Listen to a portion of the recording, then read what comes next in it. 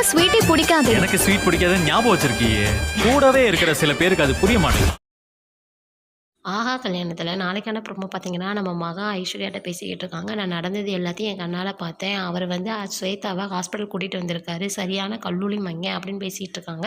ஐஸ்வர்யா வந்துட்டு, "நீ அவர சும்மா விடாத" அப்படின்னு சொல்லி பேசுறாங்க. 2 பேரும் பேசிக்கிட்டு இருக்கிறத நம்ம சூர்யா வந்து கேட்டுர்றாங்க. அடுத்த நாள் காலையில நம்ம சூர்யா ஆஃபீஸ்க்கு வந்து மகா போறாங்க. அங்க பார்த்தீங்கன்னா, நம்ம ஸ்வேதாவும் இருக்காங்க. மகா வந்து ஒரு டிசைன் வரைஞ்சிட்டு போய், "இது நல்லா இருக்கா பாருங்க" அப்படின்னு சொல்லி பக்கத்துல போயிட்டு வாட்டர் பாட்டில்ல இருக்க தண்ணிய சூர்யா மேல கொட்டி விட்டுர்றாங்க.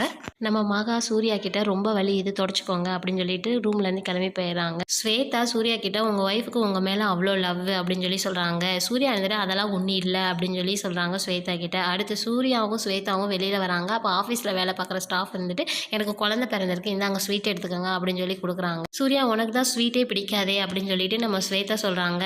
"ஆமாம்ல, நீ கரெக்டாக ஞாபகம் வச்சிருக்க, ஆனால் என் கூடயே இருக்கவங்களுக்கெல்லாம் இது தெரியவே மாட்டேங்குது" அப்படின்னு நம்ம மகாவை வந்து சூர்யா